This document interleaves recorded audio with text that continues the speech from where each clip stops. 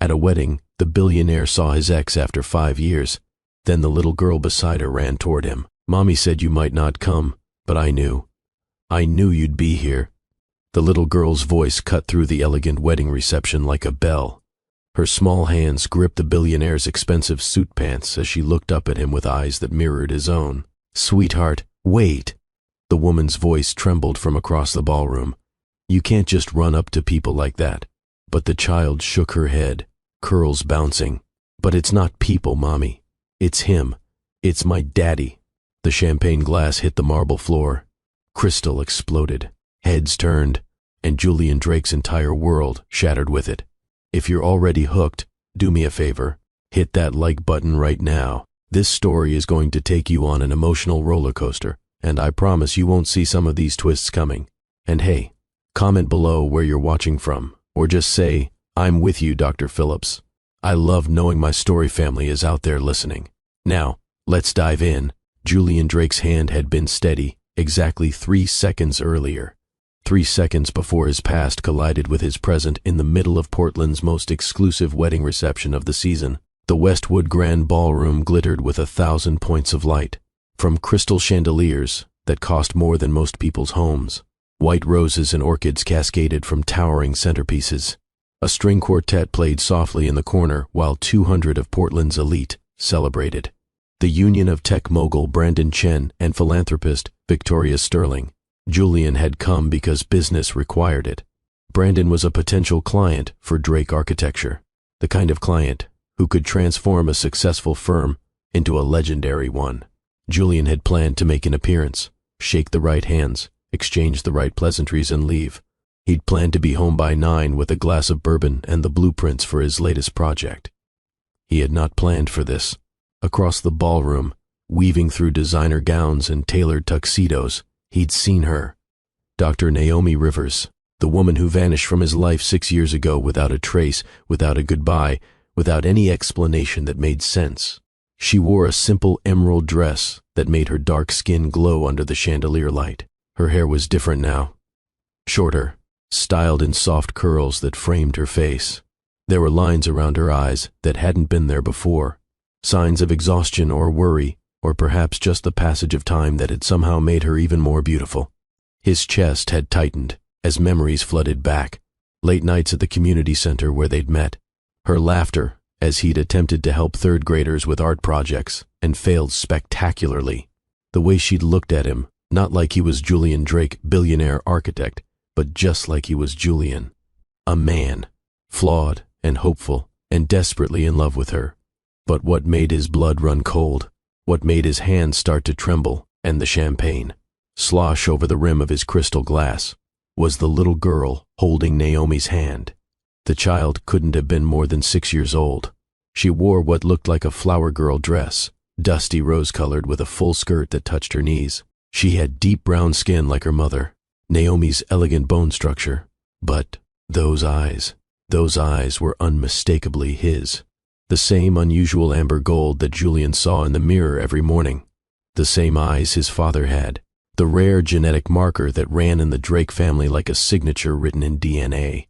Julian watched, frozen, as Naomi bent down to whisper something to the little girl.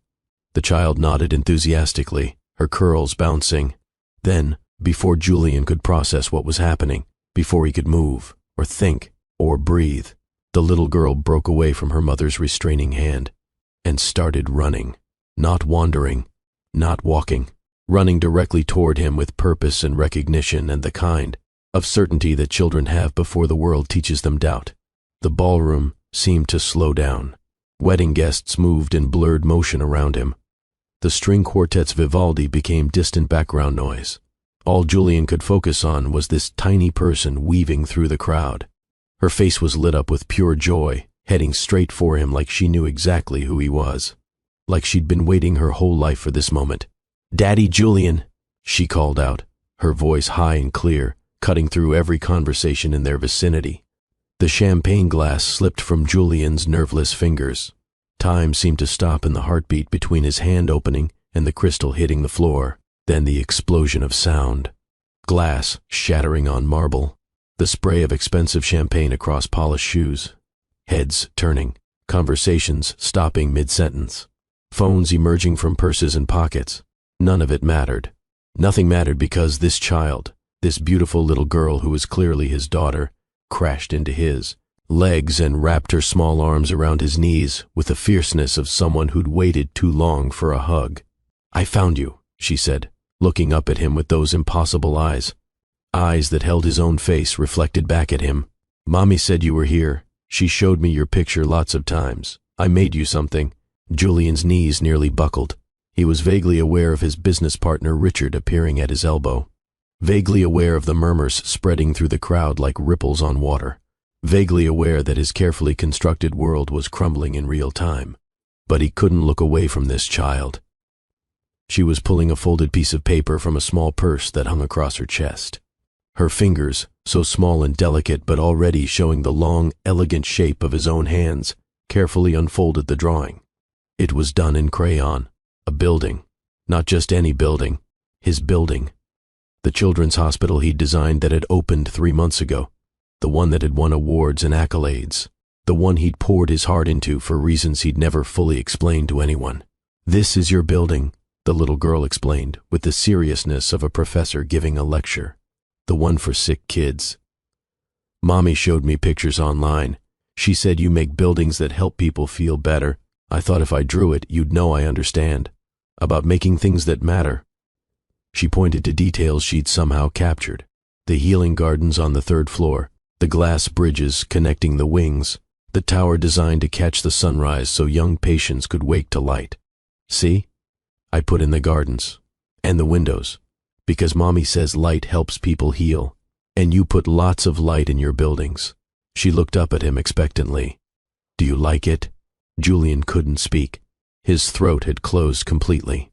He crouched down, his $3,000 Tom Ford suit crumpling against the marble floor, designer shoes, in a puddle of champagne, his image and reputation, and everything that usually mattered, completely forgotten.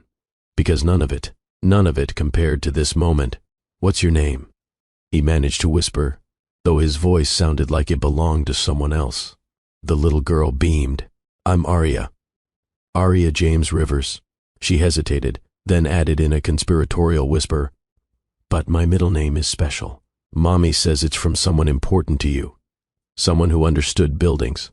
And beauty and," she stumbled over the word, clearly having practiced it, "integrity. Is that true? Was there someone named James who taught you about buildings?" The world tilted. James, his grandfather's name. James Drake, the architect who'd raised Julian after his parents died. The man who'd taught him that buildings were more than steel and stone, that they were promises made in physical form, that architecture could heal, could serve, could matter. The only person in Julian's family who'd shown him what real love looked like. James had died when Julian was 20. The loss had nearly broken him. And Naomi remembered, after 6 years, after whatever had happened to tear them apart, after all the silence and absence and unanswered questions, she'd remembered the stories he told her, the late-night conversations about the grandfather who'd shaped him, and she'd given their daughter his name. "Yes," Julian managed, his voice breaking. "James was my grandfather's name. He taught me everything I know about architecture, about making buildings that matter." Aria's smile could have powered the city. "I knew it. I told Mommy I wanted to meet you. She said maybe someday. But then, we got invited here because Mommy helped Mrs. Chen's sister with her medical stuff, and Mrs. Chen said we should come. And Mommy said you might be here because Mr. Chen is your friend." Each word was delivered with the absolute certainty of a 6-year-old who'd solved a complex puzzle. "And I said we have to go because I need to meet my daddy." Each word was a hammer blow to Julian's heart. This child had wanted to meet him, had known about him, had been told stories and shown pictures, had drawn his buildings and understood his work, while Julian had spent 6 years believing Naomi had simply decided he wasn't worth staying for. 6 years thinking she'd moved on, started a new life somewhere far away, forgotten him completely. She'd been raising their daughter, telling Arya about him, keeping his memory alive. Behind Arya, Naomi finally reached them. She moved like someone approaching a car accident. Inevitable, terrible, unable to look away. Her face was a canvas of emotions: terror, resignation, exhaustion, and underneath it all, something that looked like relief. "Arya, honey," she said, her voice barely steady. "We talked about this. You can't just run up to people, even if you've seen their pictures." "But it's not people, Mommy." Arya's logic was simple and devastating. "It's Daddy Julian. You said he was here. You showed me which one he was. You said I should stay close to you. But I wanted to give him my drawing before we left." Naomi closed her eyes. A single tear tracked down her cheek. "I know, baby. But this isn't how we planned it. Plans change." Arya shrugged, with the wisdom of someone quoting a well-worn saying. "Mrs. Martha says the best things usually don't go according to plan." Julian stood slowly. He still held the drawing. His hands were shaking. Around them, the wedding reception had gone quiet. At least, their corner of it had. People were staring. Phones were definitely recording. Somewhere the bride and groom had probably been informed that there was a situation developing. Richard cleared his throat. "Julian," he said quietly, "perhaps we should move this conversation somewhere more private. There's a sitting room on the second floor. I can arrange it." Julian nodded. He couldn't take his eyes off Naomi. "We need to talk." "I know." Her voice was barely audible. "Julian, I never meant for this to happen here. Like this, in front of everyone. How long have you been in the city?" She met his eyes. "We never left." The words hit him like a physical blow, like someone had reached into his chest and squeezed his heart until he couldn't breathe. Never left. 6 years. 6 years of private investigators searching across state lines. 6 years of convinced himself she must be in California or New York or somewhere far away. 6 years of imagining her building a new life in a new city with new people who didn't know anything about Julian Drake. And she'd been here, in Portland, the whole time, raising his daughter blocks away from his office, shopping at the same stores, breathing the same air, living parallel lives that never intersected. Until tonight. "Mr. Drake," Richard's voice was gentle but firm. The sitting room. Julian looked down at Arya. She was watching him with those autumn gold eyes, completely unaware of the adult complications swirling around her. To her, this was simple. She'd wanted to meet her father. She'd made a plan. She'd executed it. Now she was waiting to see what happened next. "Would you like to come with me?" Julian asked her, his voice surprisingly steady. "Your mom, too." "Somewhere quieter where we can talk?" Arya looked up at Naomi. "Can we, Mommy?" Naomi's face crumpled for just a moment. Then she pulled herself together with visible effort. The same strength Julian had fallen in love with 6 years ago. The ability to face hard things head on. "Yes, baby. We can go talk." "Good." Arya slipped her small hand into Julian's as naturally as if she'd done it 1,000 times. "Because I have lots of questions. Mrs. Martha says you should always ask questions when you meet new people, even if they're not really new because you've known about them your whole life. Despite everything, despite the shock and the confusion and the rising tide of emotions he couldn't name, Julian felt a smile tug at his lips.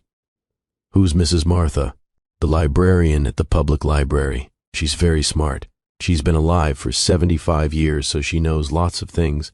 Arya swung their joined hands as they walked. "She helps me understand stuff when Mommy's at work. Like why some kids have 2 parents who live together, and some kids only have 1 parent, and some kids have parents who live in different houses. She says all families are different, and different isn't bad, it's just different." Julian glanced at Naomi over Arya's head. She was crying silently now, tears streaming down her face as she watched their daughter chatter away, completely comfortable, holding the hand of a father she'd just met. Richard led them through the ballroom to a side door.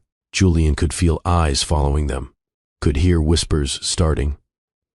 His mother would know about this within the hour. Patricia Drake had informants everywhere, especially at events like this.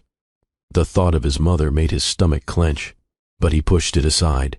That was a problem for later. Right now, all that mattered was the little girl holding his hand and the woman walking beside them who held answers to 6 years of questions. The sitting room was on the second floor, away from the reception noise. It was smaller than the ballroom, but still elegant. Cream-colored furniture arranged around a fireplace. Windows overlooking the city lights beginning to emerge in the dusk. The kind of room designed for small gatherings or bridal party preparations. Richard ushered them in. "I'll make sure you're not disturbed," he said quietly to Julian. "Take all the time you need. I'll handle Brandon and Victoria." "Thank you," Julian said.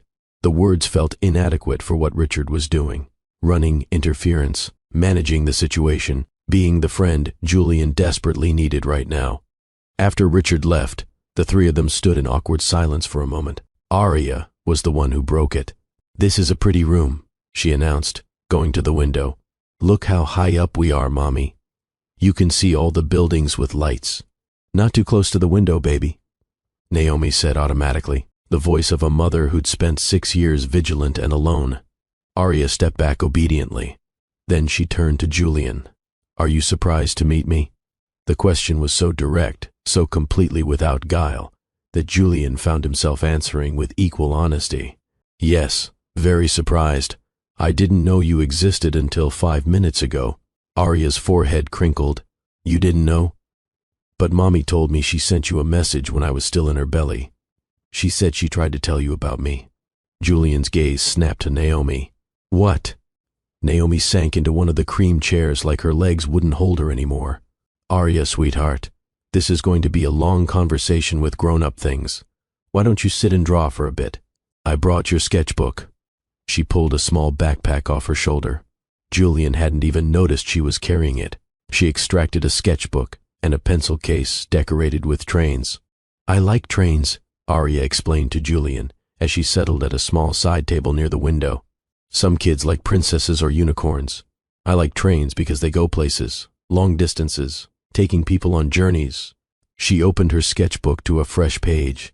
"I'll draw while you and Mommy talk, but I'm right here if you need me." The maturity in her voice was startling.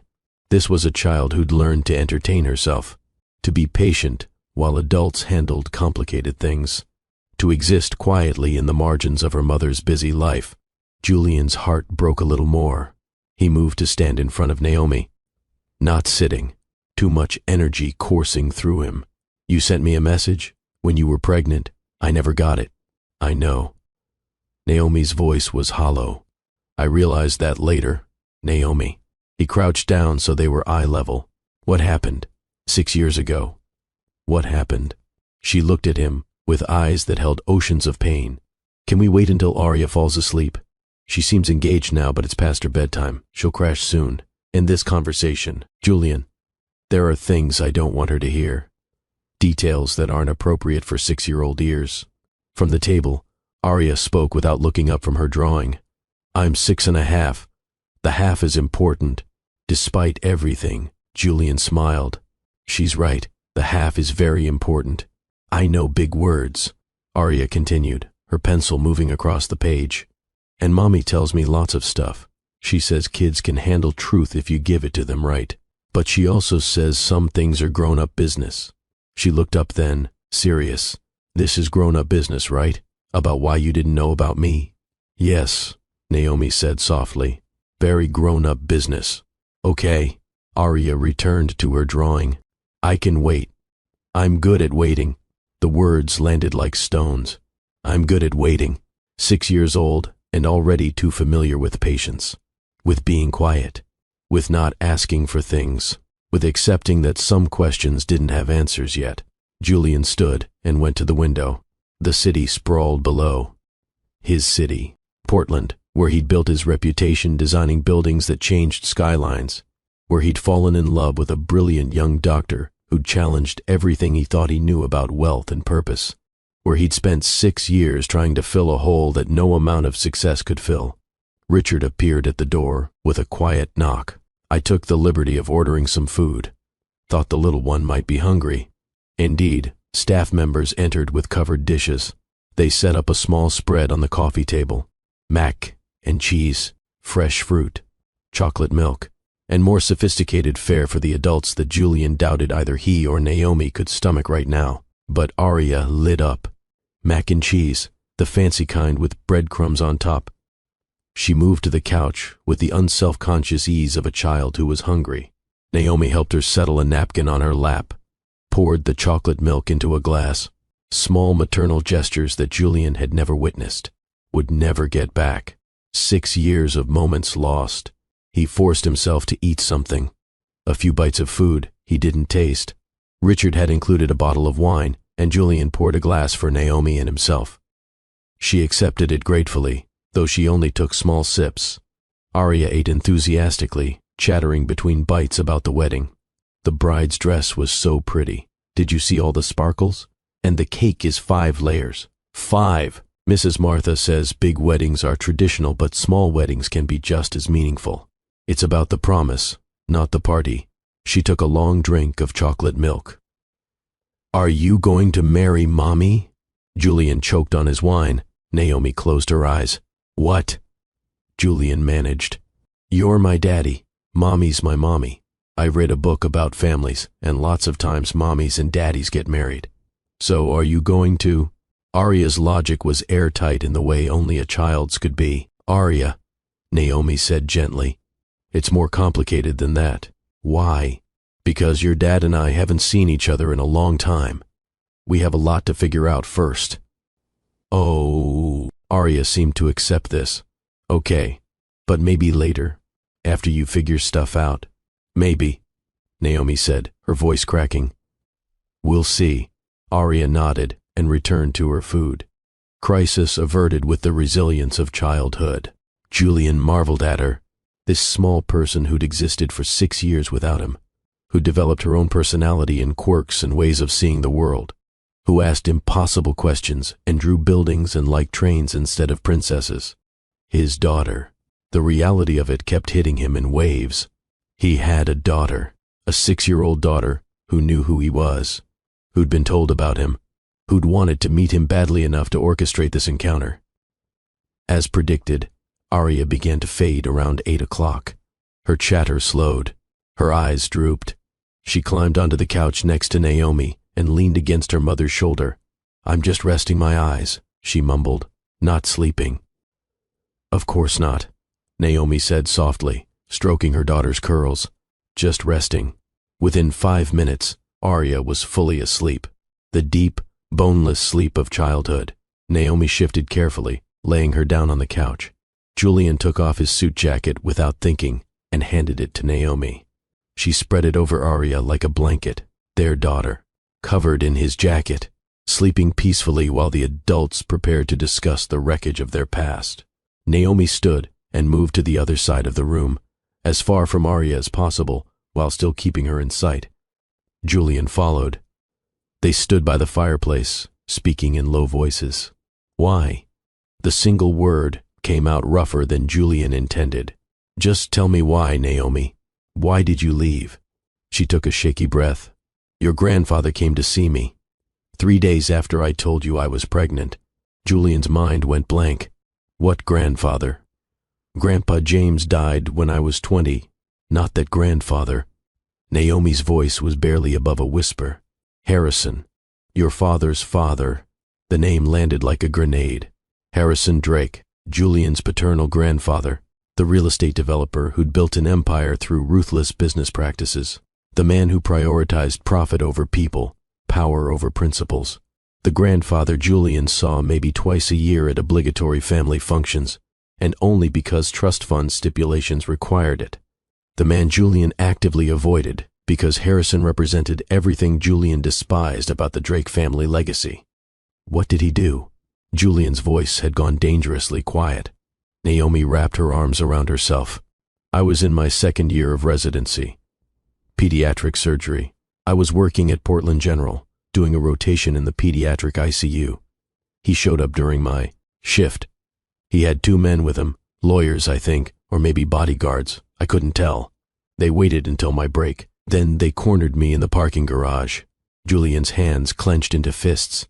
He said he'd had me investigated. Naomi's voice shook. He knew everything. My student loan debt. I was drowning in it, barely making residence salary. He knew my younger sister, Maya, had just gotten accepted to art school but couldn't afford tuition. He knew my parents were struggling with my dad's MS diagnosis, the medical bills that insurance didn't cover, the modifications they needed to make to their house. All of it. He threatened you. It wasn't a question. He laid it out very clearly. If I stayed with you, if I kept the baby and told you about it, there would be consequences. Naomi's tears were flowing freely now. He said he had connections on the hospital board, could make sure my residency ended, could ensure I never worked in pediatric surgery again. Not just in Portland, anywhere.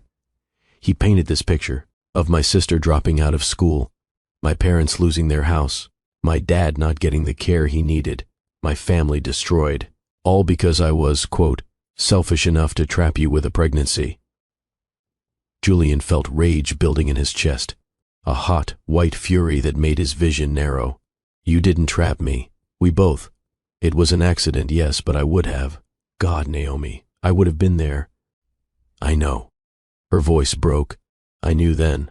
But Harrison said it didn't matter what you wanted. He said you had responsibilities to the Drake legacy, that you were meant for more than playing house with, and I quote, some nobody doctor from a nobody family.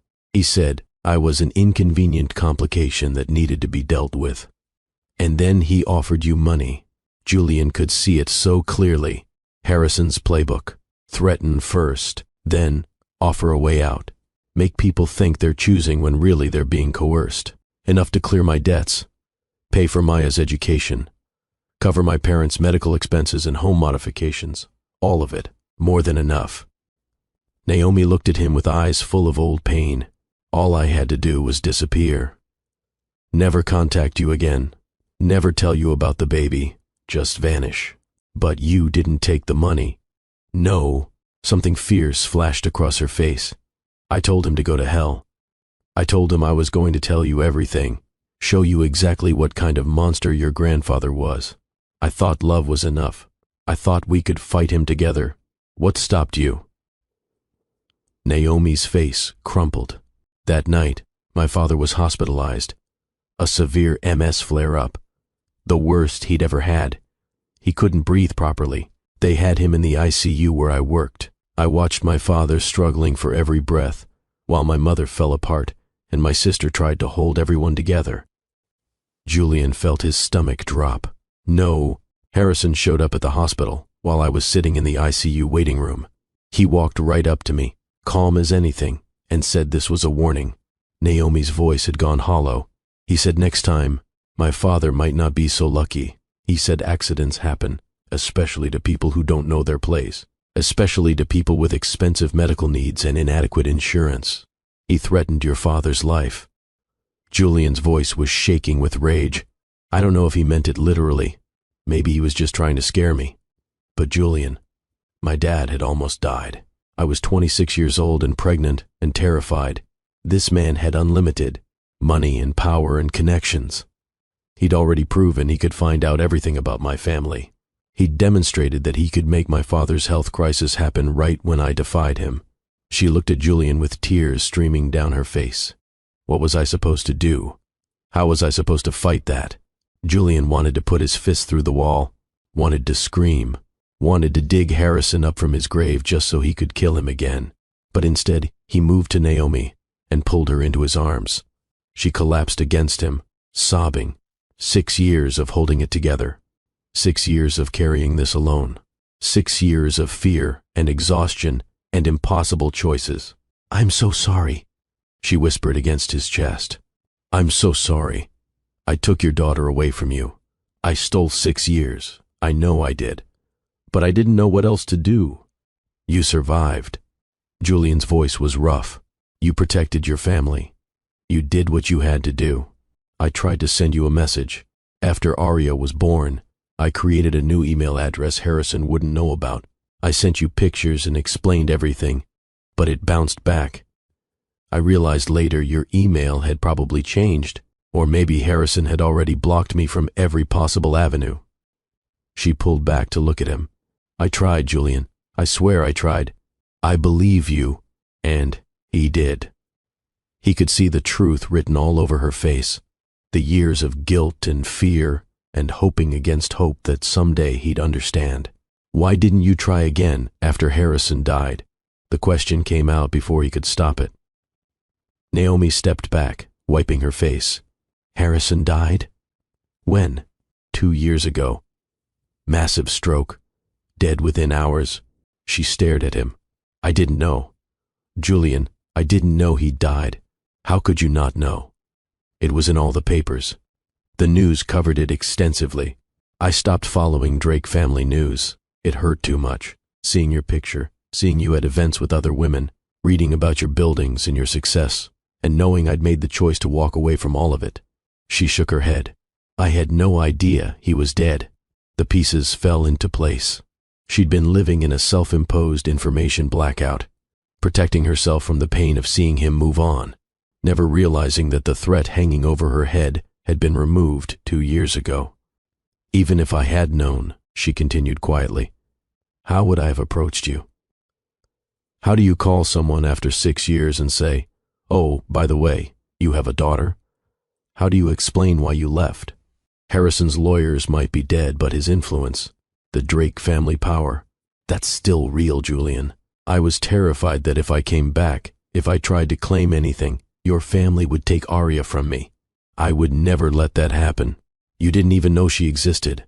How could you have stopped something you didn't know about? The logic was sound, and it hurt.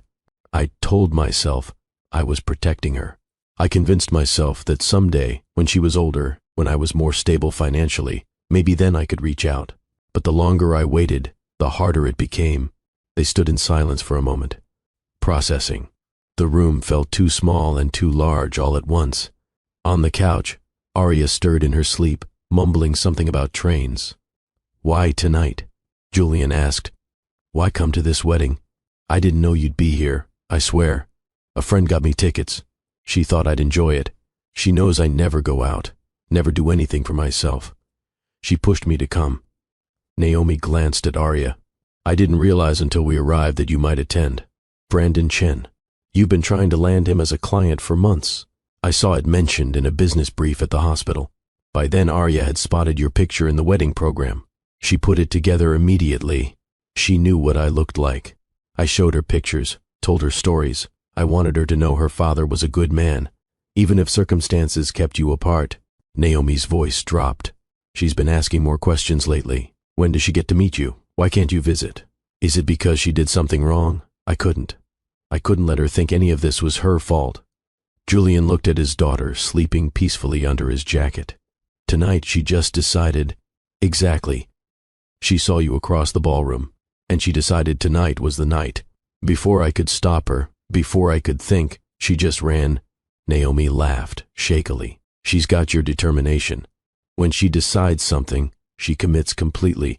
She's got your courage, running toward someone instead of away from difficult things. They shared a small smile, the first genuine moment of connection since the bombshell had exploded. What happens now? Naomi asked. Now. Julian took a breath. Now you come home with me. Both of you. Julian, I can't just... It's late. Arya's asleep. My house has a guest room already set up. He held up a hand before she could protest. I'm not asking you to move in. I'm not trying to rush anything. But I just found out I have a daughter. I want to make her breakfast tomorrow morning. I want to wake up and have her be the first thing I see. I want one morning, Naomi. Just give me that. She searched his face, looking for anger, maybe, or judgment. But all she found was a man who'd just discovered he was a father and desperately needed to start making up for lost time. Okay, she whispered. One night. And then we figure out the rest. Julian carefully lifted Arya from the couch. She barely stirred, just mumbled something and curled against his chest. He could feel her heartbeat against him, steady and strong. His daughter, in his arms for the first time. Naomi gathered their things. The backpack, the sketchbook, the drawings Arya had made. Evidence of a life that had been happening parallel to Julian's for 6 years. Richard met them in the hallway. I've brought the car around to the side entrance. Fewer people. No cameras. Thank you. Julian didn't know what he'd done to deserve a friend like Richard, but he was grateful beyond words. They drove through Portland in near silence. Arya slept through the transfer to the car, through the drive, through everything. Naomi sat in the back with her, one hand on their daughter's shoulder. Julian kept glancing in the rearview mirror, watching them, trying to reconcile this reality with the life he'd been living an hour ago. His house was in the Pearl District, a modern design, all clean lines and open spaces. He designed it himself 5 years ago, when he'd finally accepted that Naomi wasn't coming back. It was beautiful in an austere way, more showcase than home. Naomi's eyes widened as they pulled up. Julian, I know, it's too stark. Not kid-friendly at all. He looked at the house with new eyes, seeing what Arya would see. Hard surfaces, neutral colors, nothing soft or warm or welcoming. Help me fix it. Help me make it somewhere she'd want to visit. Something shifted in Naomi's expression. Okay. He carried Arya to the guest room. It was on the second floor, decorated in shades of gray and white. Impersonal, generic, but the bed was comfortable and there was a private bathroom attached. Naomi helped him tuck Arya in. Their daughter barely woke, just murmured "Night, Daddy Julian," before settling back into deep sleep. The words nearly brought Julian to his knees. Daddy Julian, said with such trust, such certainty, like she'd been saying it her whole life, instead of for the very first time. He stood in the doorway for a long moment, after Naomi had kissed Arya's forehead and joined him in the hall, just watching her sleep, memorizing the curve of her cheek, the way her curls spread across the pillow, the rise and fall of her small chest. His daughter, real, solid. Here, downstairs, Julian poured them both water. Neither had spoken since putting Arya to bed. The weight of the evening pressed down on them. Naomi stood in his living room looking lost. Your home is beautiful. Very you. Very empty, you mean. I wasn't going to say that. You were thinking it. Julian handed her the water. I threw myself into work after you left, designed this place as a showcase, proof that I was fine, that I'd moved on, that I didn't need anyone. Did it work? No. The admission cost him. Every award I won, every building I designed, every success I had, none of it filled the hole you left. Naomi's eyes glistened. I watched you from a distance, saw the articles about your work, the hospital you designed. When I read about it, I knew you were thinking about our conversations, about my dreams of making pediatric care less frightening for kids. I couldn't give you those conversations anymore, Julian said quietly. Couldn't be your partner in those dreams, so I built it instead. Like if I made it real, some part of you would know I'd been listening. Julian. She set down her water and moved closer. I need you to understand something. Everything I did, every choice I made, it wasn't because I didn't love you. I loved you so much it terrified me. I just loved my family more. Or maybe I was just too scared to believe love could be enough against someone like Harrison. Was it? He asked the question that had been building all night. Enough? I don't know yet. Her honesty was painful and perfect, but I'd like to find out, if you're willing to try, to build something new instead of trying to recapture what we lost. Julian reached out and tucked a curl behind her ear. The gesture so familiar, his hand knew the motion before his brain registered moving. I'm willing, for Arya and for us, to see if we can find our way back to each other. It won't be easy. Nothing worthwhile ever is. They stood close, but not touching. The air between them charged with possibility and pain in equal measure. 6 years ago they'd been young and optimistic, and certain love could conquer anything. Now they were older, scarred, wiser. Maybe that was better.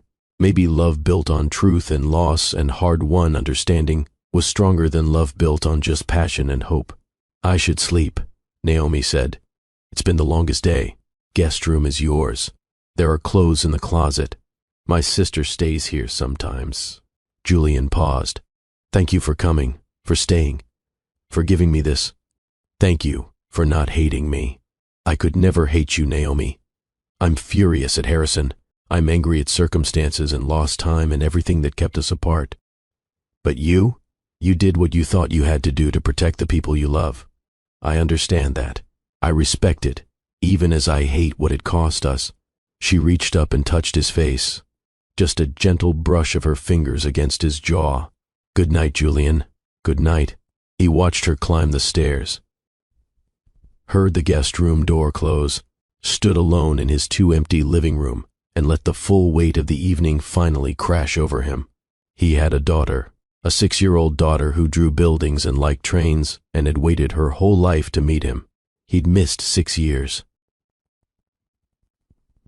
Steps, first words, first days of school, birthdays and Christmases and ordinary Tuesdays, skinned knees and nightmares, and the 1,000 small moments that made up a childhood. Gone, stolen, lost forever. But he had now. He had tomorrow morning when Arya would wake up in his house. He had the future stretching out ahead of them. He had a chance to be the father she deserved. And he had Naomi back in his life. Complicated and painful and wrapped in 6 years of trauma. But here, real, giving him a chance to prove that this time, love could be enough. Julian went to his study and pulled out his phone. He had calls to make, starting with his lawyer.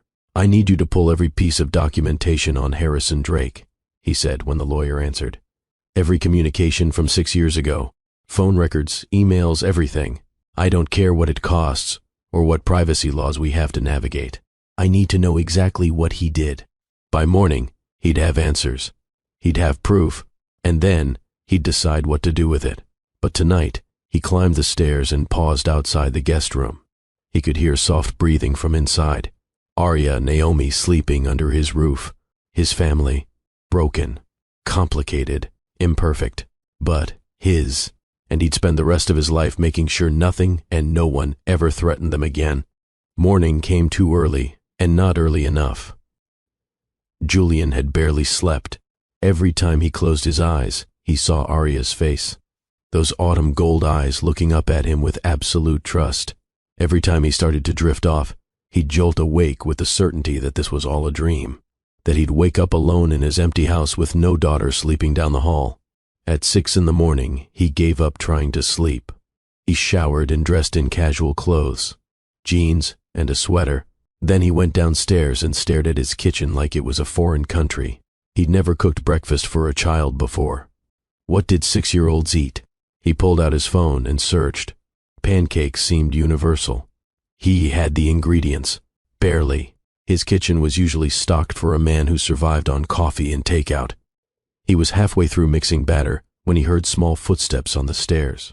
Arya appeared in the kitchen doorway, still wearing yesterday's flower girl dress, her curls wild from sleep. She rubbed her eyes and blinked at him. "You're still here," she said, wonder filling her voice. "I thought maybe I dreamed you." Julian's throat tightened. "I'm real. I'm here. And I'm making pancakes." He held up the bowl of batter like evidence. "Your mom mentioned you like them?" "I love pancakes." Arya padded into the kitchen. "Can I help?" "Absolutely." She climbed onto a stool at the island. Julian found himself studying her in the morning light. The way she tucked her hair behind her ears, the exact shade of her skin, a perfect blend of his and Naomi's genetics, the shape of her nose, her hands. "You're staring," Arya observed. "Mommy says it's not polite to stare." "Sorry. I'm trying to memorize you." "Why?" "Because I missed the first 6 years. I want to remember everything from now on." Arya considered this. "Mrs. Martha says you can't change the past, but you can choose what you do with the present. And the present is called the present, because it's a gift." Julian smiled. "Mrs. Martha is very wise. She's 75. That's a lot of years to learn things." Arya watched him pour batter onto the griddle. "Do you know how to make them shaped like animals?" "Mommy makes them shaped like trains sometimes, but it's really hard. I don't know how to make shaped pancakes. But I can learn." "That's okay. Round is good too." She swung her legs, heels thumping against the stool. "Daddy Julian?" The name still hit him like electricity. "Yes?" "Are you happy I exist?" The question was so direct, so vulnerable, that Julian had to set down the spatula and crouch beside her stool so they were eye level. "Arya, I am happier than I've ever been in my entire life that you exist. You are. You're the best thing I never knew I was missing." She smiled. Good, because I'm happy you exist too. Even though we just met, I feel like I've known you forever. Is that weird? No, I feel exactly the same way. Naomi appeared then, drawn by their voices. She'd changed into spare clothes she'd found in the guest room. One of Julian's sister's old sweatshirts and yoga pants. Her hair was pulled back. No makeup. She looked 26 again. Young and uncertain and beautiful. Something smells good, she said softly. Daddy Julian is making pancakes, Arya announced. Not shaped like anything, just round, but that's okay. Round pancakes are perfect. Naomi met Julian's eyes over Arya's head. 1,000 questions in that look. How are you? Are we okay? What happens now? Julian tried to answer with his own expression. I'm overwhelmed, but okay. We'll figure it out. One day at a time. They ate breakfast together at Julian's dining table that he'd never used for an actual family meal. Arya chattered about everything and nothing. Her favorite teacher at school. The science project she was working on about bridges. How Sophie, her best friend, could do a cartwheel, but Arya couldn't quite get it yet. Normal details of a normal childhood. Except nothing about this was normal. Julian absorbed every word. Asked questions. Learned that Arya loved strawberries, but hated blueberries. That she wanted to be an architect like him, or a doctor like Naomi, but maybe also a train conductor. That her favorite color was blue because it was the color of possibilities. Like the sky, she explained. It goes on forever. That's what Mrs. Martha says. Blue is the color of forever. After breakfast, Arya wanted to see Julian's office. He led her upstairs to his home studio, the room where he did his design work. It was full of drafting tables and computer screens and models of buildings in various stages of completion. Arya's eyes went huge. Whoa. She moved through the space with reverence, touching things gently. Looking at blueprints she couldn't possibly understand, but studying anyway. She stopped at the model of the children's hospital. This is the one I drew, she breathed. It's so pretty. Look at the tiny trees in the garden. And the little people. You can get closer. You can even touch it if you're careful. She looked at him for permission, then carefully examined the model. Her fingers traced the walkways, the glass bridges, the healing gardens on the 3rd floor. Why did you make it like this? She asked. With all the nature parts? Julian knelt beside her.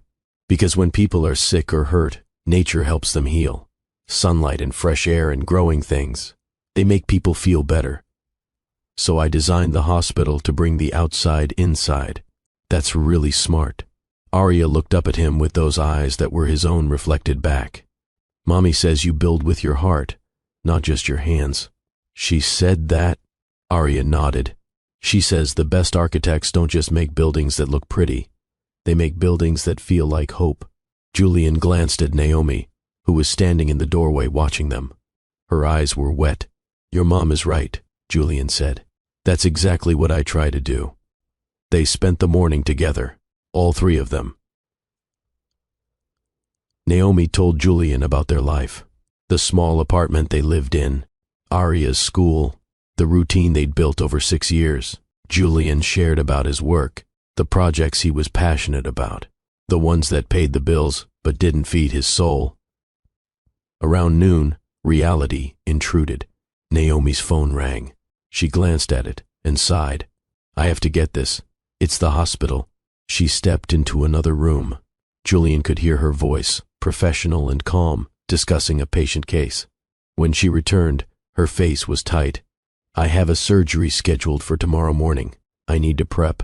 And Arya has school on Monday. We should probably go home, get back to our routine. The thought of them leaving made Julian's chest constrict. What if you didn't? Didn't what? Go back. Stay here. Not forever. Just let me be part of the routine. Let me drive Arya to school tomorrow. Have dinner with you both. Start figuring out what our new normal looks like. Naomi bit her lip. Julian, we can't just move in with you. Why not? Because it's too fast. Because Arya needs stability. Because we have a life, and you have a life, and we can't just smash them together and hope it works. Then let's not smash. Let's blend. Carefully. Julian looked at Arya, who was pretending not to listen while obviously listening to every word. I've missed 6 years. I don't want to miss another day. Please, stay for the weekend at least. Let me have this. Naomi closed her eyes. When she opened them, there was resignation and hope mixed together. The weekend. We'll stay through Sunday. Then we reassess. That's all I'm asking. Arya pumped her fist. Yes, I want to see more of the building models. They spent the afternoon making Julian's house more child-friendly. Naomi drove to their apartment to get clothes and Arya's things while Julian and Arya went shopping. He'd never been to a children's store in his life. Arya led him through with the confidence of someone who knew exactly what she needed. A nightlight shaped like a moon, books about trains and architecture, art supplies, a stuffed animal she fell in love with, a plush train conductor named Percy. Mommy says I have too many stuffed animals, Arya confided. But I think you can never have too many friends, even if they're stuffed. Julian bought Percy without hesitation. I agree completely. That evening, they ordered pizza and ate it on the floor of Julian's living room because Arya said food tasted better when you had a picnic. She was right. Or maybe everything just tasted better because she was there. After dinner, Arya asked Julian to read to her. They sat together on the couch, Arya tucked against his side, while he read about trains that could talk and went on adventures. She fell asleep halfway through the third book, her head heavy on his shoulder. Julian didn't move, didn't want to, just sat there holding his daughter while she slept, feeling her warmth and weight and realness. Naomi took a picture with her phone. For the memories you missed, she said softly. Starting now, we document everything. Later, after they'd put Arya to bed in the guest room that was slowly becoming her room, Julian and Naomi sat in his living room with tea neither of them really wanted. I need to tell you something, Julian said. I called my lawyer last night. Asked him to pull all of Harrison's records from 6 years ago. Naomi tensed. Why? Because I need to see it. Need to know exactly what he did. The threats, the pressure campaign, all of it. Julian, what good will that do? He's dead. It's over, is it? Julian leaned forward. His lawyers are still active, still managing the Drake estate. What if they have instructions to continue his work? What if they're still monitoring you, still prepared to make good on old threats? Fear flickered across Naomi's face. I hadn't thought of that. I need to make sure you and Arya are protected, really protected. Not just hoping the threat is gone, but knowing it is. She was quiet for a long moment. What will you do if you find evidence? I don't know yet, but I think you should know what I discovered. Harrison's lawyers kept everything, every email, every payment to investigators, every detail of the intimidation campaign. They kept evidence of their own crimes. Harrison instructed them to, as insurance, if you ever came back, if you ever tried to contact me or make claims about Arya, they were prepared to discredit you, paint you as unstable, money-hungry, whatever it took. Naomi's hands shook. So even with him dead, the threat remained. Until now. I'm firing the firm. I've already started the process of moving all Drake family legal business elsewhere.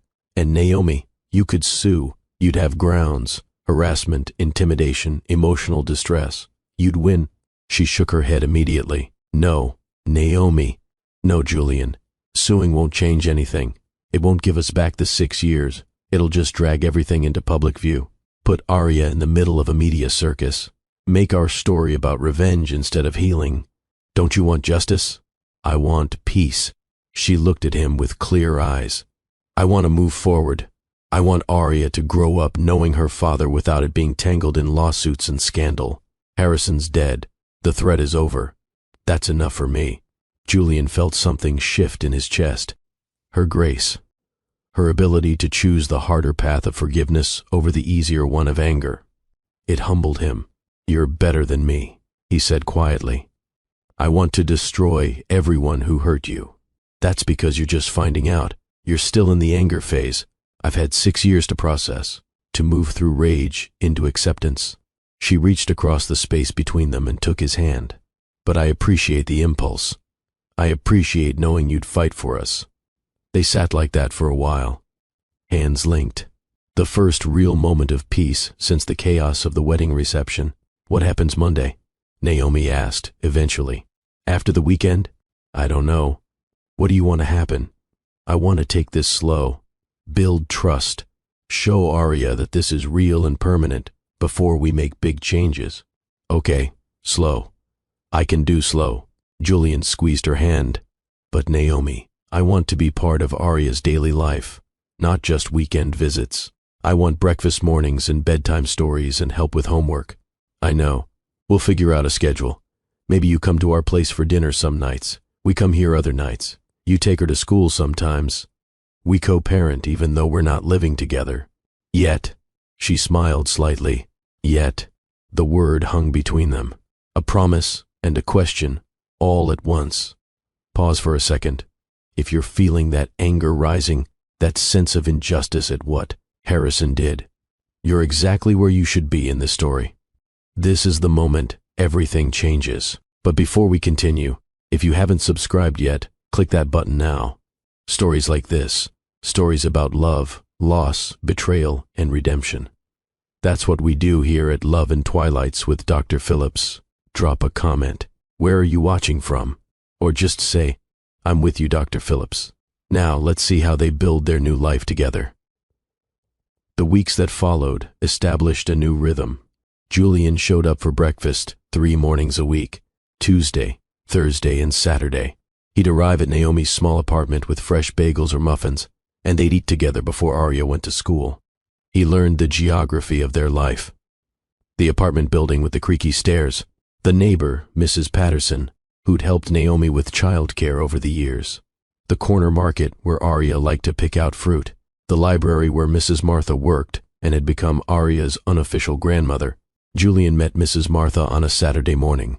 She was exactly as Arya had described, 75 years old, with silver hair pulled into a neat bun and glasses perched on her nose. She looked at Julian with sharp, assessing eyes. So you're the father, she said, not a question. Yes, ma'am. Arya talks about you constantly. Daddy Julian said this. Daddy Julian knows about that. I hope you understand the responsibility you've taken on. I do. Good. Her expression softened slightly. That child has waited her whole life to meet you. Don't disappoint her. I won't. I promise. Mrs. Martha nodded. Promises are easy. It's the keeping them that matters. Julian started attending Arya's soccer games. She played on a team of 6- and 7-year-olds who spent more time chasing butterflies than the ball. Arya wasn't particularly athletic, but she tried hard. Julian stood on the sidelines with other parents, cheering every time she touched the ball. Naomi joined him for one game, arriving straight from a night shift at the hospital. She looked exhausted. Julian bought her coffee from the concession stand and she accepted it gratefully. You didn't have to come, he said. You should be sleeping. I wanted to see you both together. This is nice. Normal. They watched Arya miss an easy goal but laugh about it anyway. She waved at them from the field, all joy and enthusiasm despite her complete lack of coordination. She's perfect, Julian said. She is.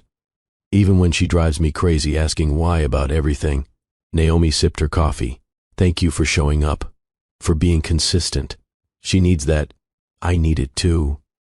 One evening, Julian arrived for dinner and found Naomi on the verge of tears. Arya was at a friend's house for a playdate. Naomi was surrounded by bills and her laptop showed her student loan account. Hey, Julian said softly. What's wrong? Everything costs so much, she said, her voice breaking. I just got the tuition bill for Arya's school. And my loans. I'm barely making a dent in the interest. And our landlord is raising the rent next month. I don't know how I'm going to make it all work. Julian knelt in front of her. Let me help. Julian, financially. Let me help with money. I know you want to be independent. I respect that.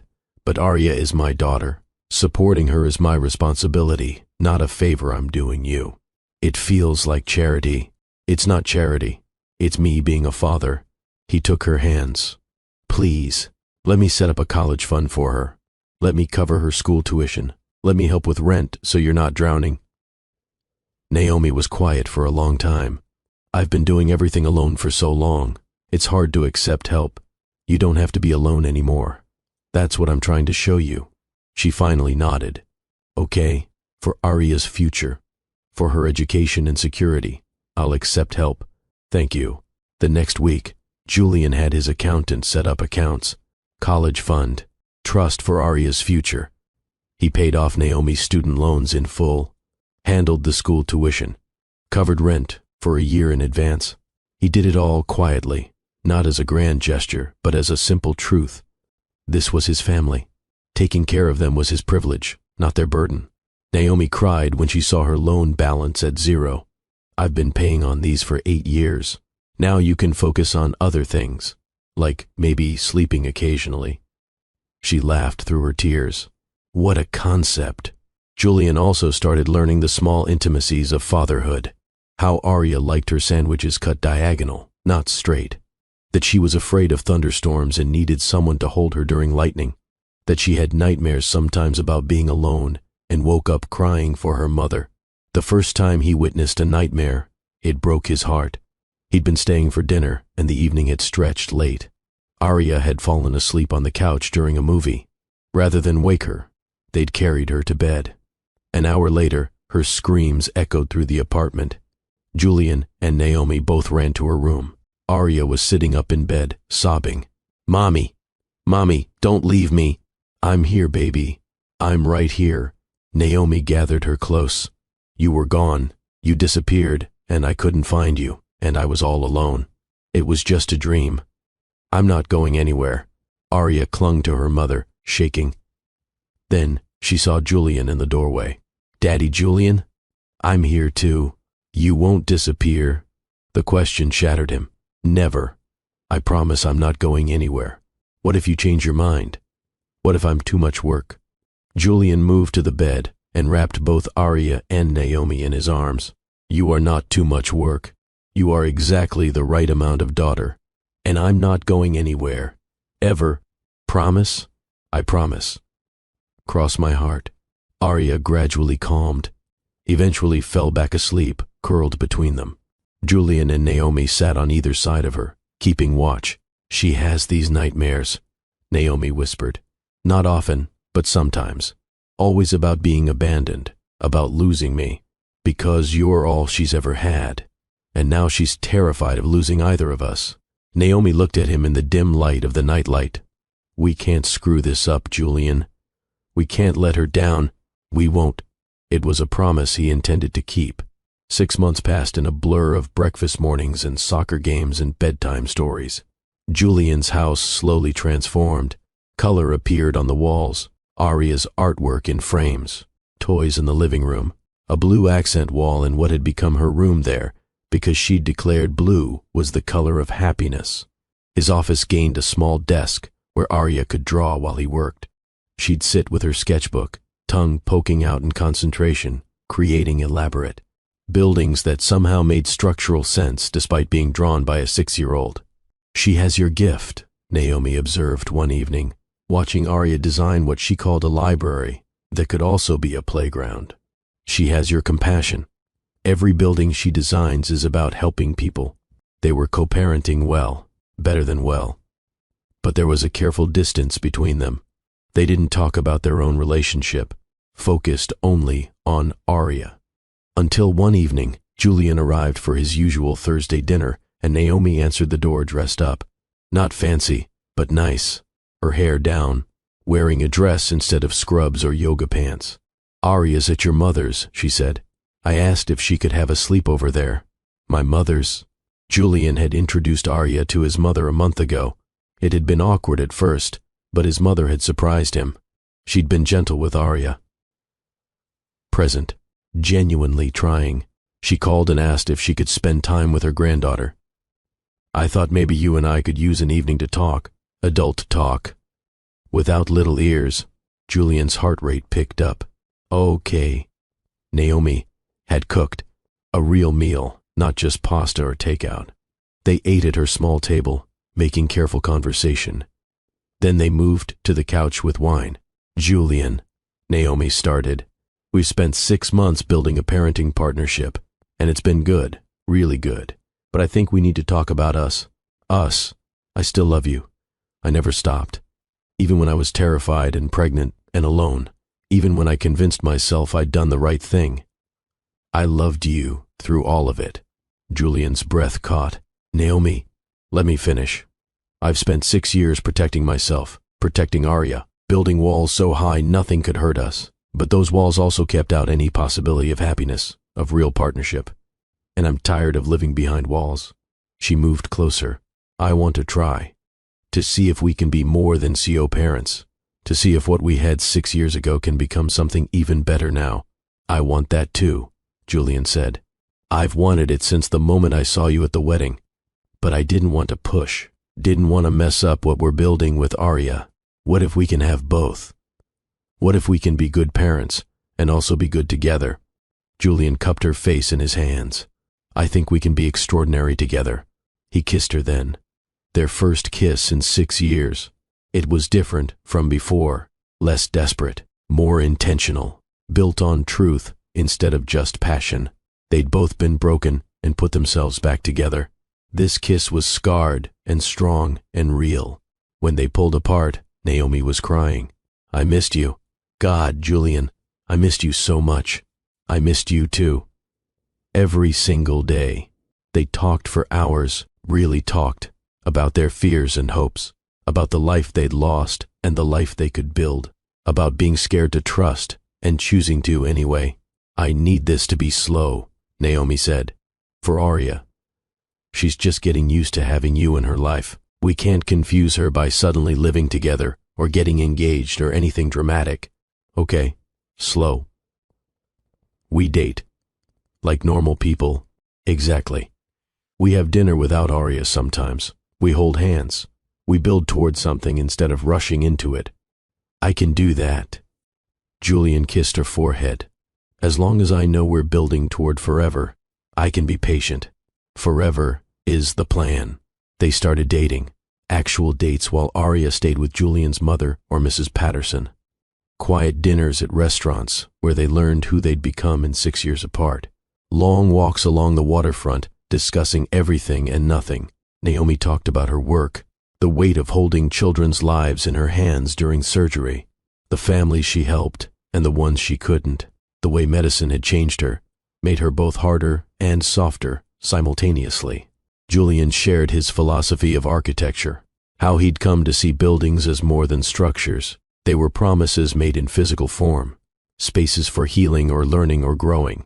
Every design choice mattered because it affected how people felt, how they moved through the world, whether they found hope or despair. You're different than you were 6 years ago, Naomi observed one evening as they walked through a park. So are you. Is it a good different?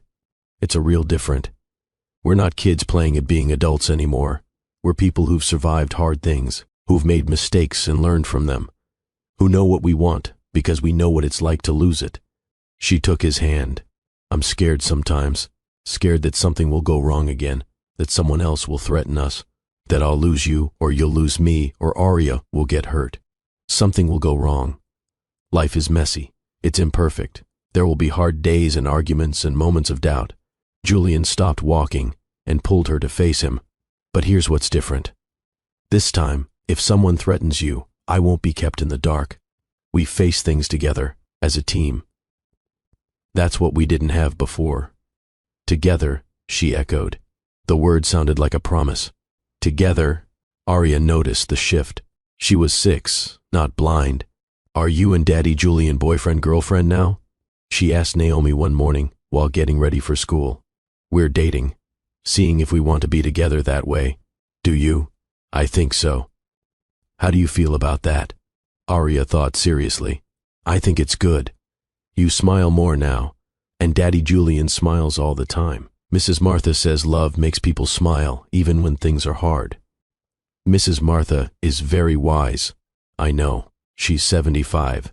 That's a lot of time to learn about love. 3 months into dating, Julian proposed. Not to Naomi, to the idea of more. He'd been carrying a ring in his pocket for 2 weeks, waiting for the perfect moment. Then he remembered what Naomi had taught him 6 years ago. Perfect wasn't real. Real was what mattered. So on a random Tuesday evening after they'd put Arya to bed at his house, after they'd cleaned up dinner and were just existing together in his living room, Julian got down on one knee. "What are you doing?" Naomi asked. "Something I should have done 6 years ago if life had been different." He pulled out the ring box. "Naomi Rivers, you're the best decision I ever made and the worst loss I ever survived. You're brilliant and strong, and you raised our daughter to be extraordinary. You chose peace over revenge and love over fear, and you keep choosing hope even when it's hard. Will you marry me?" Naomi's hands flew to her mouth. "Julian, you don't have to answer now. Take time, think about it. But I need you to know that I'm all in. I want forever with you. I want to be Arya's father legally and officially. I want to wake up next to you for the rest of my life. I want to build something real and lasting and true." "Yes," she whispered. "Yes, I'll marry you. Really, really." She laughed through tears. "I've thought about it every day for 3 months, wondering if you'd ask, hoping you would, terrified you wouldn't." He slipped the ring onto her finger. It was perfect, simple and elegant, a center stone surrounded by smaller ones, exactly her style. "It's beautiful," she breathed. "Like you." They kissed, and it felt like coming home. Like every moment of the past 6 years had been leading to this, the pain and the loss and the searching. All of it mattered, because it brought them here. From upstairs, they heard a door creak. Small footsteps on the stairs. Arya appeared in her pajamas, rubbing her eyes. I heard voices. "Are you okay?" "We're perfect," Julian said. "Come here." Arya climbed onto the couch between them. "Why is Mommy crying? Did something bad happen?" "No, baby. Something very good happened." Naomi held up her hand, showing the ring. "Daddy Julian asked me to marry him." Arya's eyes went huge. "You said yes?" "I said yes." Arya threw her arms around both of them. "This is the best day ever. We're going to be a real family, all of us together." "We're already a real family," Julian said gently. "This just makes it official. Can I be in the wedding?" "You're going to be the most important person in the wedding," Naomi promised. "Because it's not just Daddy Julian and me getting married. It's all 3 of us becoming an official family." Arya beamed, and her face scrunched up in thought. "Wait, you didn't ask me." "Ask you what?" Julian said. "To marry us. I'm part of this family too." "You should have asked me if I want to marry you guys." Julian and Naomi exchanged glances. Arya had a point. "You're absolutely right," Julian said seriously. "Arya James Rivers, will you be my daughter? Officially and legally and forever?" "Yes." She bounced on the couch. "I will. I definitely will." They hugged as a family, all 3 of them tangled together, laughing and crying and whole. I need to pause here, because this is important. Naomi just chose peace over revenge. She chose her daughter's well-being over justice. How many of us could do that? Really think about it. If this story is moving you, if you're feeling these characters, hit that subscribe button. Share this with someone who needs to hear about second chances. Comment below. Are you team sue them or team choose peace? Or just tell me where you're watching from. Or say I'm with you, Dr. Phillips. Let's keep going. 2 weeks later, Arya had her own ideas about the proposal. They'd gone to the park for a Saturday picnic. Arya had been acting strange all morning, secretive, giggling to herself. She clutched a small backpack and refused to let anyone look inside. After they'd eaten sandwiches and fruit, Arya stood up and cleared her throat dramatically. "I have an announcement," she said in her most serious voice. Julian and Naomi exchanged amused glances. "I've been thinking," Arya continued. "Daddy Julian asked Mommy to marry him, and he asked me to be his daughter. But he didn't do it right." "What?" Julian tried not to laugh. "You didn't ask both of us together. We're a package deal. That's what Mommy always says. So I'm going to fix the proposal." She opened her backpack and pulled out 3 items. A ring pop, a folded piece of paper, and a small velvet box that looked suspiciously like it came from a jewelry store. She handed the ring pop to Julian. "This is for Mommy. Because you're supposed to have a ring when you propose. Then she gave the paper to Naomi. This is for you to read. I wrote it myself. Mrs. Martha helped me spell the big words. Naomi unfolded it with shaking hands. She read aloud, her voice breaking. Dear Mommy, I love you more than trains and chocolate ice cream combined. You're the best mommy in the whole world. Daddy Julian loves you too. Even more than I do, and I didn't think that was possible. We want to be a family forever, not just for now, forever and ever. So, I'm asking, will you marry us? Will you choose us every day like you always say love is supposed to be? Love, Arya. P.S. Mrs. Martha says marriage is about choosing to love someone every day, even when it's hard. I think we already do that. Now we just make it official. Tears streamed down Naomi's face. Arya, baby, this is beautiful. I'm not done, Arya said. She turned to Julian. Your turn. Give Mommy the ring pop and say the words. Julian got down on one knee in the grass, holding the ring pop like it was a priceless diamond. Naomi Rivers. Will you marry me and this incredible girl? Will you choose us every day, even when it's hard? Yes. Naomi laughed through her tears. Yes, I choose you, both of you. Every single day. Julian slipped the candy ring onto her finger, next to the real one. Arya clapped her hands together. Good. Now, Mommy, you have to open the box I brought. The velvet box held a delicate necklace. 3 charms. A heart, a star, and a train. Grandma Patricia helped me pick it out, Arya explained. I used my allowance money. The heart is for love, the star is for wishes, and the train is because trains take you places, and we're going places together. As a family, Arya, Naomi, could barely speak. This is too much. Grandma said I had enough saved, and she said this was small but perfect, just like our family is going to be. Perfect, because it's ours. Julian helped Naomi put on the necklace. The 3 charms caught the sunlight. Now it's official, Arya declared. We're engaged, all 3 of us. Other park visitors had noticed the scene.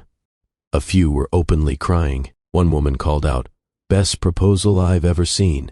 Arya waved at them. We're getting married. All of us. A little boy nearby said to his mother, "Can I propose to you and Daddy?" His mother laughed. Sure, baby. They spent the rest of the afternoon in the park, playing, laughing, taking photos. Arya insisted on a family selfie, where all 3 of them held up Naomi's hands, showing both rings. For when I'm old like Mrs. Martha and want to remember this day, Arya explained. That evening, after Arya had fallen asleep, exhausted from excitement, Julian and Naomi looked at the photos on Naomi's phone. She's extraordinary, Naomi said. She gets it from you. From both of us, I think. Your creativity, my compassion, some perfect combination. Julian pulled Naomi close. When should we get married? What kind of wedding do you want? Something small. Family and close friends. I don't need big or fancy. I just need real. The community center? Julian suggested. Where we met. Naomi's eyes lit up.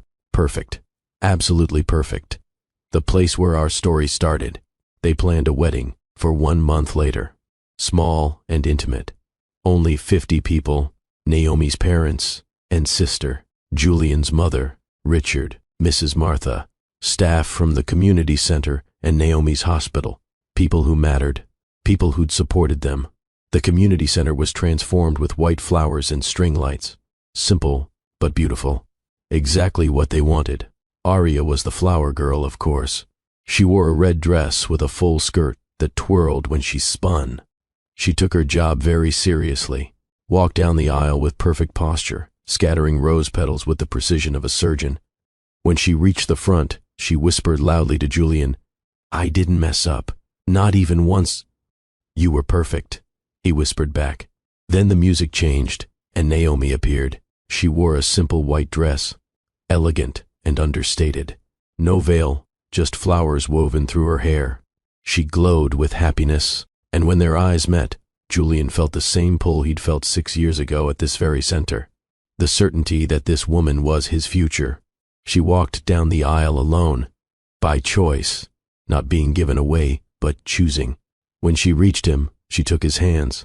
They stood together with Arya between them, each parent holding one of their daughter's hands. The officiant was a woman who ran another community center across town. Naomi's mentor. We gather today, she began, to celebrate love that refused to be destroyed. Julian and Naomi's story isn't simple. They met and fell in love. Then they were torn apart by forces beyond their control. They spent 6 years separated, but love brought them back together, not because it was easy, but because they believed it was worth fighting for. She smiled at Arya, and they created this incredible person in the process. Arya, you're proof that even in darkness, beautiful things can grow. Arya beamed. Julian and Naomi had written their own vows. Julian went first. Naomi, 6 years ago I lost you and I didn't understand why. I spent those years building an empire but feeling empty inside. Then I found you again, found Arya. And I understood what I'd been missing: purpose, connection, real love. His voice cracked. You taught me that wealth isn't about what you accumulate, but about what you give away. You showed me that family isn't always blood, that community matters more than status, that showing up is more valuable than showing off. I promise to keep showing up every day, every moment, for you and for Arya and for the life we're building together. Naomi wiped tears from her eyes before starting her vows. Julian, when I met you, I thought you were just another rich person looking to feel good about himself. But you proved me wrong. You saw me, really saw me, not as a project or a charity case, but as a person with value and worth. You loved me without conditions. She glanced at Arya. When I had to leave, it was the hardest decision I ever made. I thought I was protecting everyone, but I was really just scared. Scared of your grandfather's threats, scared of your world, scared that love wouldn't be enough. She looked back at Julian. I was wrong. Love is always enough when it's real. You found us. You didn't give up. You fought for us when I was too afraid to fight for myself. I promise to choose you every single day, even when it's hard. I promise to build a life full of love and laughter and purpose. I promise to be your partner in all things. There wasn't a dry eye in the room. The officiant asked for the rings. Arya produced them from a small pouch she'd been guarding all day. They exchanged rings, simple gold bands, circular and unbroken. By the power vested in me, the officiant said, I pronounce you married. Julian, you may kiss your bride. Julian pulled Naomi close and kissed her as their family and friends erupted in applause. Arya jumped up and down between them. We did it. We're really married now, all of us. The reception was in the same room, tables where the chairs had been. Mrs. Martha had made the cake, 3 layers covered in fresh flowers. Local restaurants had catered, the kind of places Julian had learned to love through Naomi. During dinner, Julian's mother stood to give a toast. She looked nervous. Julian's mother, who'd commanded boardrooms her entire life, was nervous speaking to 50 people in a community center. I'm not good at this, she began. Emotions, vulnerability, all of it. But my therapist says growth happens outside your comfort zone. So here I am. Gentle laughter rippled through the room. 6 years ago, my father-in-law did something unforgivable. He threatened Naomi and her family because he was afraid. Afraid of losing control. Afraid of anything. That didn't fit his narrow view of how life should be. In doing so, he stole 6 years from Julian and Naomi. He stole 6 years of Arya's life from her father. The room went quiet. I can't undo that. But I can tell you what I've learned. Love isn't about control. Family isn't about status or money or living up to some impossible standard. It's about showing up. It's about trying to be better today than you were yesterday. It's about accepting people as they are, not trying to force them into shapes that make you comfortable. She looked at Arya. My granddaughter taught me that. She's 6 years old and wiser than I'll ever be. She loves without conditions. She forgives without holding grudges. She sees the good in people even when they don't deserve it. Julian's mother raised her glass. To Julian and Naomi, may your marriage be everything mine wasn't. May you always choose each other. May you build a family based on love, not fear. And may you teach your children, including any future children, the lessons I failed to teach mine. Everyone raised their glasses to Julian and Naomi. The evening was full of dancing and laughter. Julian danced with Arya. Naomi danced with her father. Julian's mother laughed with Naomi's parents. The community they'd built gathered around them with genuine love and support. Arya, in her rumpled red dress stained with frosting, climbed into Julian's lap around 9 o'clock. "Is the wedding over?" she asked sleepily. "Almost, sweetheart. It was a good wedding. Everyone was happy. Everyone was very happy." "Daddy Julian?" "Yes. I'm glad I ran to you at that other wedding. Even though Mommy said I should wait, I'm glad I didn't wait." Julian hugged her close. "I'm glad too. Running toward me was the bravest thing anyone's ever done. Mrs. Martha says sometimes you have to run towards scary things instead of away from them. That's how you find out they're not really scary after all." Mrs. Martha is right. They took Arya home that night, not to Julian's house or Naomi's apartment, to their new home, a house they'd bought together in a good neighborhood with excellent schools, big enough for a family, warm enough to be loved. Arya had her own room, blue walls, just like she wanted, filled with books about trains and architecture, her drawings covering every surface. After they tucked her in, Julian and Naomi stood in the doorway watching her sleep. "We did good," Naomi said. "We did, despite everything. We built something beautiful, the hard way. Is there any other way?" Naomi smiled. "No, I don't think there is. We're almost at the end of this journey, but before we get there, I want to hear from you. Has this story moved you? Have you ever had to rebuild something you thought was lost forever? Hit that like button if you believe in second chances. Subscribe if you want more stories like this, stories about real love, real struggle, real redemption. And comment, where in the world are you watching from? Or just say I'm with you, Dr. Phillips. I read every single comment. Now, let's see where Julian, Naomi, and Arya are 1 year later. 1 year after the wedding, they stood in the same community center for a different reason. Drake Technologies had expanded its educational initiative to 20 cities nationwide. Naomi had left her coordinator position to run the program full-time, combining Julian's resources with her expertise to create real change in underserved communities. The celebration was packed. Families whose lives had been changed by the program. Children who now had access to computers and educational software. Parents who'd found support and resources. Julian's mother was there too. She joined the foundation board, used her connections for good instead of control.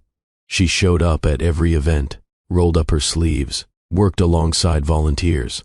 She was learning that respect earned through kindness mattered more than respect commanded through fear. Arya, now 7.5, thriving in 2nd grade, moved through the crowd with confidence. She still wanted to be an architect like her dad or a doctor like her mom. She hadn't decided yet. Both options were equally valid in her world. Julian stood with Naomi, watching their daughter help set up chairs. Naomi's hand rested on her pregnant belly, their second child. A daughter they'd already named Grace, named after the quality that had brought them back together. "Can you believe this?" Naomi asked. "A year ago we were just figuring out how to be together. Now we're married, expecting another baby, changing lives across the country." "You built this," Julian said. "Your vision, your passion. I just provided the funding. We built it. Together. That's the whole point." Arya ran over, breathless. "Everything's ready." "Are you going to give your speech now?"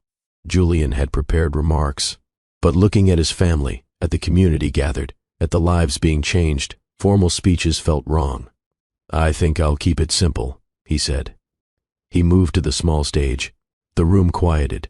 "6 years ago," Julian began, "I walked into this building for the first time. I was here to give a speech, to feel good about myself for an hour. Then I met someone who changed everything. Dr. Naomi Rivers showed me what real impact looks like. Not writing checks from a distance, but being present, showing up, doing the work." He found Naomi in the crowd. She was crying happy tears. This initiative isn't charity, it's investment. Investment in futures, in education, in the belief that every child deserves access to tools that will help them learn and grow. Every family deserves support. Every community deserves resources. He gestured to Naomi. The woman who taught me that is here today. My wife, my partner, the person who dedicates her life to serving others. And this work? It's just beginning. We're expanding to 30 more cities next year. Because when you combine resources with genuine compassion, when you show up and do the actual work, change happens. Applause filled the room. After the formal program, people lingered, sharing stories, making connections, building the community that was the true goal of all of this. Mrs. Martha approached Julian and Naomi. You've done something remarkable here. Thank you, Mrs. Martha. We couldn't have done it without you. The library programs have been essential. I'm proud of you both. And proud of that little girl. She nodded toward Arya, who was showing a group of younger children how to use one of the new tablets. She's going to change the world. She already has, Julian said. She changed mine. That evening, back at their home, after Arya had finally fallen asleep, Julian and Naomi sat on their back porch. The city lights twinkled in the distance. This isn't the ending, Naomi said softly. This is just a really good middle. To many more middles, Julian agreed. To showing up, to choosing each other, to love that's stronger than fear, stronger than anything. They sat in comfortable silence, hands linked, the future stretching out ahead full of promise. Inside, Arya slept peacefully, dreaming of trains and buildings and all the places she'd go, all the things she'd build, all the people she'd help. Outside, her parents kept watch, partners in work and life, and the endless project of choosing love over fear, hope over bitterness, connection over control, because at the end of every story worth telling, there was the same truth. People were worth fighting for. Love was worth rebuilding. And second chances, though rare, were the most precious blueprints of all. 3 years later, Julian stood in a gallery showcasing Arya's first art exhibition. At 10 years old, their daughter had created a series of architectural drawings imagining hospitals of the future, buildings with gardens on their walls, designs bringing nature inside for healing, structures prioritizing peace over profit. Naomi leaned against Julian's shoulder, her hand on her pregnant belly. Baby Grace was 3 now, and terrorizing the gallery with her enthusiasm. Their third child, a son they'd named James, was on the way. She's brilliant, Naomi murmured, watching Arya explain her drawings to fascinated adults. She gets it from you, the healing part, the caring about people, and from you, the vision, the ability to imagine something better. Arya wore a button that said, Future Architect/Doctor. Haven't decided yet. She moved through the space with confidence, hands gesturing expressively, autumn eyes bright with passion. She explained her concept. Hospitals that didn't feel like hospitals. Spaces that helped people heal through beauty and nature and light. This one, she said, pointing to a particularly complex drawing, has a garden on every floor, because Daddy taught me that nature heals. And this one has windows that can become skylights, so patients can see stars at night, because Mommy says hope is just as important as medicine. An architect in the crowd asked, How old are you? 10. But I've been thinking about healing buildings since I was 6. That's when I met my dad and learned what he does. Your father must be very proud. He is. Both my parents are. They taught me that buildings should serve people, not the other way around, and that if you're going to create something that matters. Julian felt his throat tighten with pride. Later, as people mingled and discussed Arya's work, Mrs. Martha found Julian and Naomi. Another family helped, she said softly, marking something in her ever-present notebook. Another story of love lost and found. Thank you, Julian said, for being there for Arya all those years, for teaching her wisdom I couldn't. I just shared what 78 years of living taught me. That people are worth fighting for, that love is worth rebuilding, that second chances are gifts we don't always deserve, but should always treasure, She looked at Arya, surrounded by admirers, glowing with confidence and joy. That child is going to change the world. She already changed ours, Naomi said. When the gallery finally closed, they gathered as a family. Arya, still buzzing with excitement. Grace, tired and cranky. Naomi, exhausted but happy. Julian, overwhelmed with gratitude. Can we do this again? Arya asked. When I'm older and have even more ideas? Absolutely, Julian promised. We'll showcase every brilliant idea you ever have. Good, because I have lots of them. Hundreds, maybe thousands. They drove home through Portland, their city, the place where they'd met and lost each other and found each other again, the place where they'd built a family against impossible odds. At home, after the girls were in bed, Julian and Naomi stood in the nursery they were preparing for James. Pale green walls, a mobile of tiny buildings and trains hanging over the crib. Do you ever think about the 6 years? Naomi asked. The time we lost? Sometimes. But I try not to dwell there. We can't change the past. We can only choose what we do with now. Very wise. Did Mrs. Martha teach you that? Julian smiled. Actually, Arya did. She said the present is called the present because it's a gift. Our daughter is smarter than both of us. Definitely smarter than me. They stood together in the quiet house. Their children sleeping, their family safe and whole and real. We did good, Naomi said. Despite everything, despite the fear and the threats and the years apart. We built something beautiful. We built it the hard way, Julian agreed, through loss and pain and learning what really matters. Is there any other way to build something that lasts? No, I don't think there is, because love built on easy ground crumbles when tested. But love built on loss, on truth, on choosing each other every single day even when it's hard, that love could weather anything. That love could last. That love could heal. And in the end, that love was everything. If this story touched you, I need you to do something for me. Hit that subscribe button. Join the Love and Twilights family. Share this with someone who needs to hear it. Someone who's given up on love. Someone who thinks second chances don't exist. Someone who needs to know that showing up matters more than being perfect. Tell me in the comments, what was your favorite moment in this story? Was it Arya running toward Julian at the wedding? The proposal in the park? Mrs. Martha's quiet wisdom? Or tell me where you're watching from. I love knowing this community spans the globe.